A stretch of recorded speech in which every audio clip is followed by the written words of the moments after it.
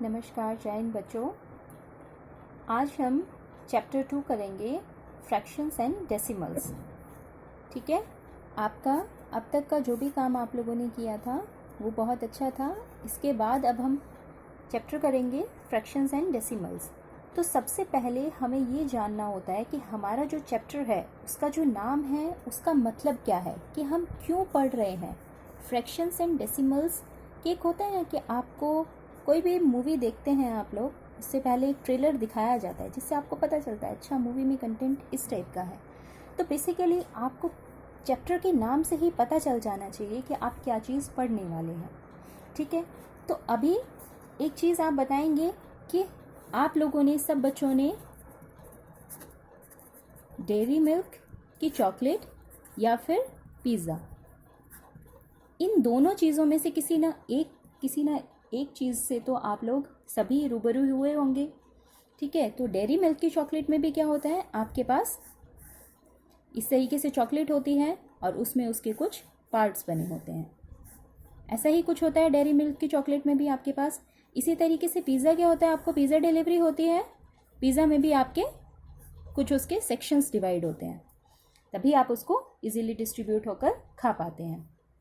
ठीक है, तो अब यहाँ पर क्या है कि फ्रैक्शन, अब फिलहाल हम सिर्फ फ्रैक्शन के बारे में जानने की कोशिश करेंगे। अभी हम डेसिमल्स को हम बाद में देखेंगे, अभी फिलहाल हम फ्रैक्शंस के बारे में जानते हैं कि फ्रैक्शंस क्या होते हैं।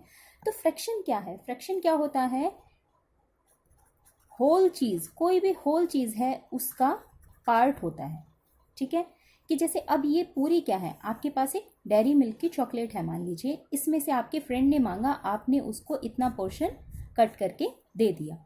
तो आपने क्या करा, पूरी डेयरी मिल्क की चॉकलेट का कुछ सेक्शन उसको यहाँ से यहाँ तक का कट करके दे दिया। या फिर मान लीजिए आप 3-4 फ्रेंड्स बाहर पार्टी करने गए या कुछ भी आपने घर पर मंगाया, जो भी आपकी कन्वीनियंस के अकॉर्डिंग हो, तो आपने तब देखा कि तब भी आप पिज़्ज़ा आपने रिसीव किया होगा, उसमें उसके सेक्शंस डिवाइड किए होते हैं ताकि आप उसे इजीली खा सकें। तो अब आप एक पूरे पिज़्ज़ा का कुछ एक पोर्शन उठाकर अपने एक फ्रेंड को दे देंगे, कुछ एक पोर्शन शायद आप खा लेंगे, एक पोर्शन आप किसी और को दे देंगे। इस तरीके से आप डिस्ट्रीब्यूशन करते हैं। तो आप पूरा पिज़्ज़ा तो उठाकर नहीं दे देते ना एक ही पर्सन को। तो हम यहाँ पर जब किसी पूरी चीज़ के किसी एक पार्ट की बात करते हैं तो वो पार्ट हमारा क्या कहलाया जाता है, वो पार्ट हमारा कहलाया जाता है फ्रैक्शन। ठीक है, अब ये तो आपको लैंग्वेज के फॉर्म में समझ आ गया। अब हम फ्रैक्शन को मैथ्स में कैसे यूज़ करते हैं, मैथ्स में कैसे होगा, ये क्या होगा, टॉप पर कोई नंबर लिखा होगा, स्लैश का साइन होगा और बॉटम पर एक नंबर लिखा होगा, तो इसको हम क्या बोलेंगे, फ्रैक्शन बोलेंगे। अब टॉप और बॉटम तो हम मैथ्स में नहीं यूज़ कर सकते, तो मैथ्स में एक स्पेसिफिक टर्म है टॉप के नंबर के लिए, वो है न्यूमरेटर। ठीक है, और बॉटम के नंबर के लिए एक टर्म है, वो क्या है, डिनोमिनेटर। ठीक है, तो ऐसी चीज़ जो आपके पास न्यूमरेटर और डिनोमिनेटर की फॉर्म में लिखी हो उसको हम क्या बोलते हैं, फ्रैक्शन। और वो क्या करेगा, वो एक पार्ट शो करेगा किसी पूरी बॉडी का, किसी होल बॉडी का कुछ पार्ट शो करेगा। ठीक है, जैसे अगर आपकी ही बात करें, आप पूरे एक स्कूल में से, ये एक स्कूल है हमारे पास, इस पूरे स्कूल में से आपकी एक क्लास है 7th। ठीक है, तो ये इस पूरे स्कूल का एक पार्ट है, तो आप एक फ्रैक्शन हैं इस स्कूल का। ठीक है, अब हम यहाँ पर देखते हैं कि इसके कुछ डिवीजन हैं। जैसे आप लोग हर तरीके से आप कपड़े अलग अलग तरीके के पहनते हैं, आप स्कूल आते हैं, स्कूल आने के लिए आप यूनिफॉर्म प्रेफर करते हैं, और आप घर पर रहते हैं तो घर के कपड़े प्रेफर करते हैं। तो कैसे आप डिफ्रेंशिएट कर पाते हैं उनकी कुछ आइडेंटिफिकेशन से, कि हाँ ये ड्रेस हमारी जो है ये स्कूल की है, ये हमारी घर पे पहनने की है, या कुछ और आपके कलरफुल कपड़े होंगे तो आप उन्हें मैरिज वगैरह में जाने के लिए रखते हैं। इसी तरीके से हमारे पास फ्रैक्शंस भी कुछ क्वालिटीज़ की वजह से, कुछ अलग अलग क्वालिटीज़ की वजह से फ्रैक्शन भी हमारा कितने पार्ट में डिवाइड होता है, 3 पार्ट्स में। कितने पार्ट में डिवाइड होता है, 3 पार्ट में डिवाइड होता है। पहला पार्ट हमारे पास क्या है, प्रॉपर फ्रैक्शन। क्या है, प्रॉपर फ्रैक्शन। दूसरा है हमारे पास इम्प्रॉपर फ्रैक्शन। और तीसरा हमारे पास है यहाँ पर मिक्स्ड फ्रैक्शन। तो हम अब कैसे बताएंगे कि प्रॉपर फ्रैक्शन हम किसको कहेंगे, इम्प्रॉपर फ्रैक्शन हम किसको कहेंगे और मिक्स्ड फ्रैक्शन हम किसको कहेंगे। अब देखिए, न्यूमरेटर और डिनोमिनेटर, जो चीज़ मैंने आपको यहाँ पर बताई थी, टॉप और बॉटम। न्यूमरेटर मतलब टॉप वाला नंबर, डिनोमिनेटर मतलब बॉटम वाला नंबर। तो होगा तो आपके पास प्रॉपर, इम्प्रॉपर और मिक्स्ड फ्रैक्शन में यही टॉप और बॉटम वाले नंबर। लेकिन हम किस नंबर को कहेंगे कि ये प्रॉपर फ्रैक्शन है और किसको कहेंगे इम्प्रॉपर है। तो इसके लिए मैं आपके पास न्यूमरेटर के लिए मैं कैपिटल N यूज़ करती हूँ और डिनोमिनेटर के लिए कैपिटल D। तो प्रॉपर फ्रैक्शन क्या होगा हमारा, जहाँ पर हमारा न्यूमरेटर छोटा होगा किससे, डिनोमिनेटर से। मतलब टॉप वाला जो नंबर है वो छोटा होगा किससे, बॉटम वाले नंबर से।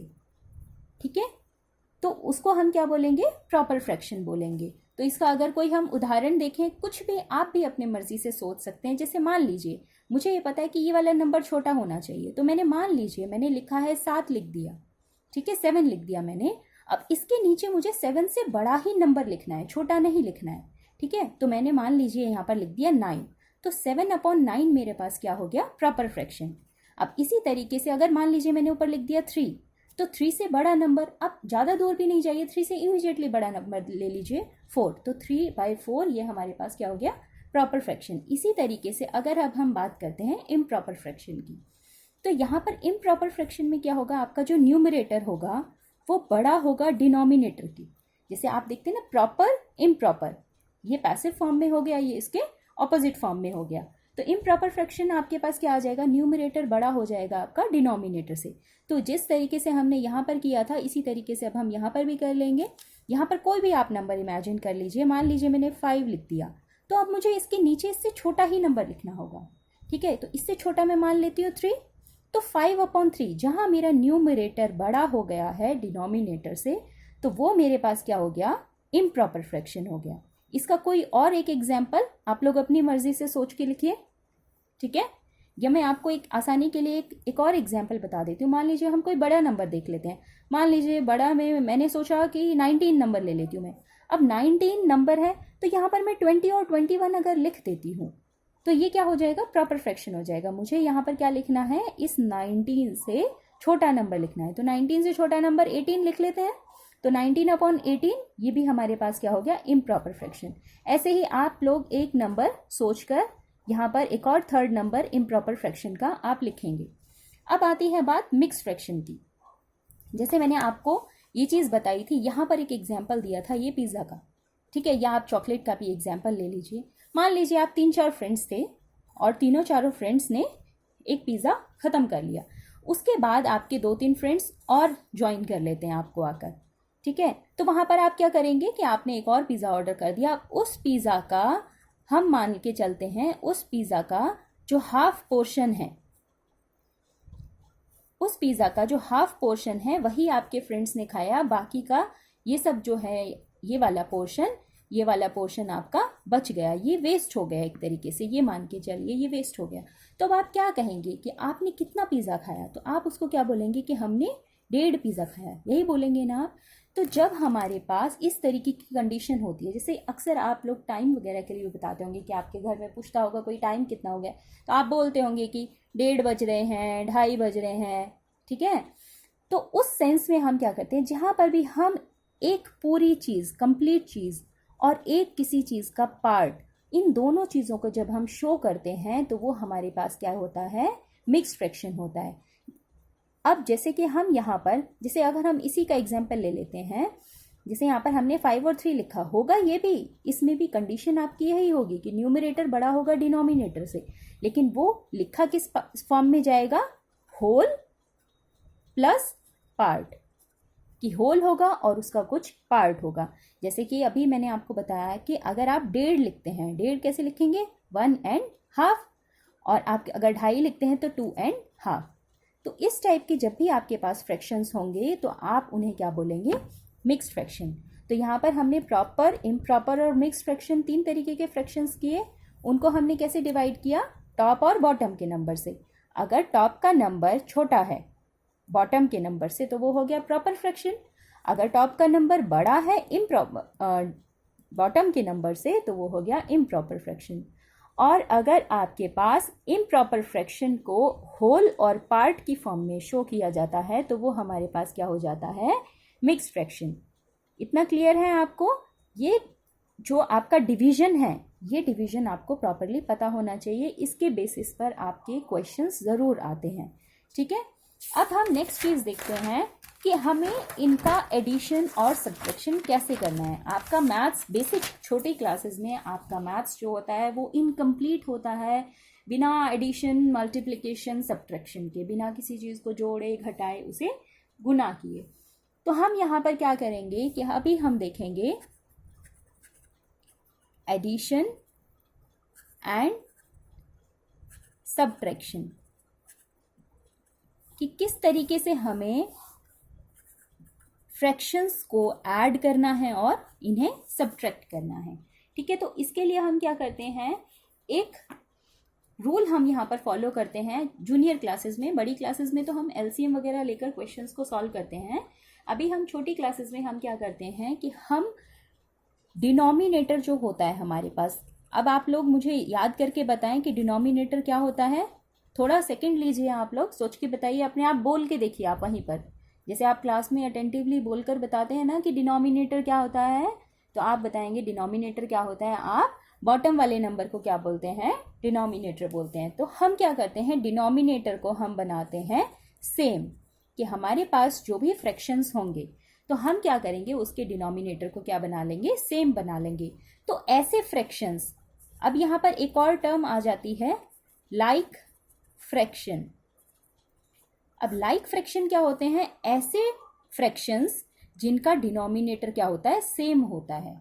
ठीक है, तो हमें यहाँ पर वही काम करना है, एडिशन और सब्ट्रैक्शन करने के लिए हमें क्या करना है, डिनोमिनेटर को सेम बना लेना है। और सेम बनाने पर वो किस टाइप का फ्रैक्शन हो जाता है, लाइक फ्रैक्शन। जैसे कि अगर मैं कहूँ 2/5 और 7/5, तो ये दोनों क्या है, लाइक फ्रैक्शन है। क्यों? क्योंकि इनके डिनोमिनेटर हमारे पास सेम है। इसका भी डिनोमिनेटर 5 है, इसका भी डिनोमिनेटर 5 है। तो ऐसा हम क्यों करते हैं, क्यों हम डिनोमिनेटर को एक जैसा बनाते हैं? जब हमारे पास डिनोमिनेटर में टर्म एक जैसी होती हैं तो ऊपर वाली टर्म्स हमारी उसी सिंबल के अकॉर्डिंग सॉल्व हो जाती हैं जो उन दोनों के बीच में दिया होता है। ठीक है, अब इसको हम क्या करते हैं, एक क्वेश्चन के रूप में इसको हम समझते हैं। जैसे आपकी एक्सरसाइज 2.1 का फर्स्ट क्वेश्चन का फर्स्ट पार्ट है। फर्स्ट क्वेश्चन में आपको सॉल्व लिख कर दे रखा है। अच्छा बच्चे देखो कंफ्यूज हो जाते हैं कि सॉल्व लिख कर दे रखा है, हल करो लिख कर दे रखा है, तो मैम यहाँ पर करना क्या है। तो आपके पास सॉल्व करने में जब आपको लिख के दिया हो सॉल्व कीजिए इसे, तो आपने जो भी उसमें सिंबल्स दे रखे होते हैं, जो भी आपके ऑपरेशंस, मैथमेटिकल ऑपरेशंस वहाँ यूज़ हो रहे होते हैं, जैसे मान लीजिए यहाँ पर लिख रहा है 2 - 3/5, तो यहाँ पर आपको क्या दे रखा है, माइनस दे रखा है। तो आपको इसको इसमें से मतलब 2 में से 3/5 को आपने माइनस करना है। अब हम यहाँ पर माइनस कैसे करेंगे, बहुत सारे बच्चे ऊपर से ऊपर माइनस कर देंगे, इधर से इधर माइनस कर देंगे, कुछ भी करते हैं। ठीक है, तो हम यहाँ पर क्या मान के चलते हैं, जैसे आपको मैं बताती हूँ, जहाँ पर आपको लगता है आसानी के लिए कि मैथ्स में जहाँ कुछ भी नहीं है और आपको लग रहा है ये खाली जगह है, आप उसे 1 से रिप्लेस कर सकते हैं। देखिए अब यहाँ खाली जगह थी, इसको मैंने क्या कर दिया, 1 से रिप्लेस कर दिया। ठीक है, हम अकेले टर्म में हम मान के चलते हैं कि जो अकेली टर्म दे रखी है, जैसे यहाँ पर 3 लिख कर दे रखा है, तो यही न्यूमरेटर होगा, यही ऊपर वाला नंबर होगा और इसके नीचे क्या होगा, 1 होगा। ठीक है, जैसे आपके पुरानी क्लासेस में भी था, 1 आपका क्या है, एक ऐसी आइडेंटिटी है जिसको किसी से मल्टीप्लाई और डिवाइड करने से उस नंबर पर कोई फर्क नहीं पड़ता है। ठीक है, तो अब ये आपके पास हो गया 2/1 - 3/5। अब इन दोनों नंबर्स को सॉल्व करने के लिए मैंने क्या बताया आपको कि आप इन दोनों को सॉल्व करने के लिए क्या करेंगे, डिनोमिनेटर को सेम बना लेंगे। अब यहाँ पर सेम बनाने के लिए हम देखेंगे 5 तो हमारे पास ऑलरेडी दे ही रखा है। अब यहाँ पर हम ऐसा क्या करें, इस नंबर के साथ हम क्या करें कि यहाँ पर भी 5 आ जाए। तो अगर मैं आपसे कहूँ कि मैं 1 को 5 से मल्टीप्लाई कर दूंगी तो मेरे पास डिनोमिनेटर में क्या आ जाएगा, 5। अब कोई भी चेंज अगर हम एक ही तरफा चेंज लाते हैं तो हमारी चीज़ें इम्बैलेंस हो जाती हैं। तो इसलिए कोई चेंज अगर आप डिनोमिनेटर में लेकर आएंगे तो वही चेंज आपको, सेम चेंज आपको न्यूमरेटर में भी लेकर आना पड़ेगा। तो हम क्या करेंगे, 5 को 2 से मल्टीप्लाई करेंगे तो आ गया 10, 5 × 1 5, 10/5 - 3/5। अब देखिए ये दोनों क्या हो गए, लाइक फ्रैक्शंस हो गए।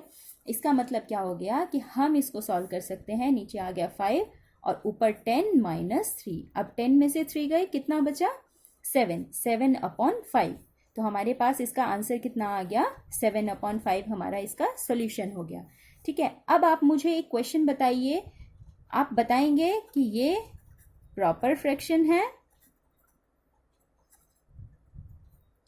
या इम्प्रॉपर फ्रैक्शन है।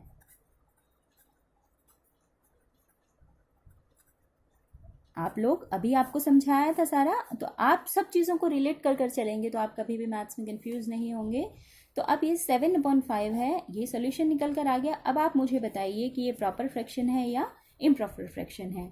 आप थोड़ी देर वीडियो को पॉज करिए, उसके बाद इसको सोचकर आप आंसर बताइए। ठीक है, अब मैं बताती हूँ आपको कि यहाँ पर न्यूमरेटर क्या है। न्यूमरेटर है बड़ा डिनोमिनेटर से। ऐसा केस कब अराइज होता है? हमारे पास इम्प्रॉपर फ्रैक्शन में, जहाँ पर न्यूमरेटर बड़ा होता है डिनोमिनेटर से। तो क्लियर है आपको? अब नेक्स्ट इसी तरीके से हम इसका नेक्स्ट क्वेश्चन देखते हैं। इसका सेकंड पार्ट हम देखते हैं। हमारे पास है 4 + 7/8। तो अगेन मैंने आपको बताया, जैसे आपको ये 4 ब्लैंक दिख रहा है, हम क्या करेंगे, इसको फ्रैक्शन बना लेंगे, क्योंकि सॉल्व तो हम फ्रैक्शन कर रहे हैं। और फ्रैक्शन के लिए हमने क्या सीखा था कि ऊपर टॉप का नंबर होगा, नीचे बॉटम का नंबर होगा और उसके बीच में एक स्लैश लाइन होगी। अकेले 4 के पास तो स्लैश लाइन नहीं थी ना। तो अब यहाँ पर हमें क्या देखना है कि यहाँ पर 8 दे रखा है, यहाँ पर हमें 1 दे रखा है। अगेन हमें क्या करना है, दोनों डिनोमिनेटर्स को सेम बनाना है। उसको सेम बनाने के लिए अब यहाँ पर क्या करेंगे, आप सोच के बताइए। 1 को किससे मल्टीप्लाई करेंगे? बताइए, किससे मल्टीप्लाई करेंगे हम? 8 से। ठीक है, अब वही चीज़, यहाँ पर कोई चेंज लाना है तो वो ऊपर भी लेकर आना है। तो 8 से हमने ऊपर भी मल्टीप्लाई कर दिया। तो ये हमारे पास हो गया 8 × 4 = 32 और 8 × 1 = 8 + 7/8।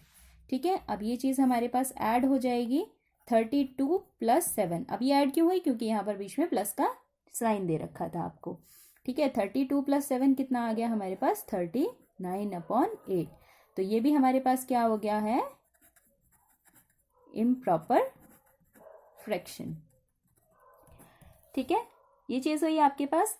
अब एक क्वेश्चन आप लोग खुद सॉल्व करेंगे, ये आपके लिए एक होमवर्क होगा। आपको ये सभी अपनी नोटबुक में करना है, लेकिन ये भी आपको एज अ होमवर्क करना है। इसका मैं सोल्यूशन इस वीडियो में नहीं डालूंगी, ये आपको खुद सॉल्व करना है। तो आपके क्वेश्चन दे रखा है 7/10 + 2/5 + 3/2। इसको आपको सॉल्व करके दिखाना है कि इसका आंसर आपके पास क्या आता है। ठीक है, अब इस चीज़ में आप ये 3 टर्म्स देखकर घबराइएगा मत कि 3 टर्म्स दे दी हैं हमें, तो हम इसे कैसे सॉल्व करेंगे। उसके बाद आपके पास एक और क्वेश्चन है, मैजिक स्क्वायर। मैजिक स्क्वायर क्या होता है? मैजिक स्क्वायर होता है जिसके आपके पास रो और कॉलम वाइज आप अगर उसको एडिशन करते हैं तो आपके पास उसका एडिशन का आंसर सेम आना चाहिए। ठीक है, तो एक क्वेश्चन है, ये आपका मैजिक स्क्वायर है या नहीं है, तो वो आपको बताना है। 4/11, 9/11, 2/11, 3/11, 5/11, 7/11। यहाँ पर है आपका 8/11, 1/11 और ये है 6/11। तो आपको बताना है ये मैजिक स्क्वायर है या नहीं है। Is it a magic square? आपको ये बताना है। उसके लिए आपको क्या करना है, मैंने बताया मैजिक स्क्वायर की आइडेंटिफिकेशन क्या होगी कि उसकी जो रो होगी, अगर आप उसको सम करोगे तो जो नंबर आएगा आपके पास, आप कॉलम वाइज उसको जब सम करोगे तो जो नंबर आएगा, और उसको आप डायगोनल वाइज ऐसे तिरछा जब आप उसको सम करोगे सम आएगा, तो ये तीनों जो नंबर होंगे आपके पास वो क्या आने चाहिए? सेम आने चाहिए। ठीक है, अगर वो सेम आते हैं तो ये मैजिक स्क्वायर होगा, नहीं आते हैं तो नहीं होगा। तो इस तरीके से आपको इसको सॉल्व करना है। तो ये भी आपके लिए एक टास्क है, ये आप अपनी नोटबुक में कर कर दिखाएंगे। ठीक है, उसके बाद हम इसको आगे कंटिन्यू करते हैं। ठीक है, आज के लिए आपकी इस वीडियो में इतना ही था। आप इसको पहले अच्छे से समझिए, क्योंकि जल्दी जल्दी भागने से कुछ नहीं होने वाला, आप लोग इसको भूल जाओगे। और ये बेसिक कंसेप्ट्स हैं, आपके ये समझ आने बहुत ज़रूरी हैं। ठीक है, थैंक यू ऑल।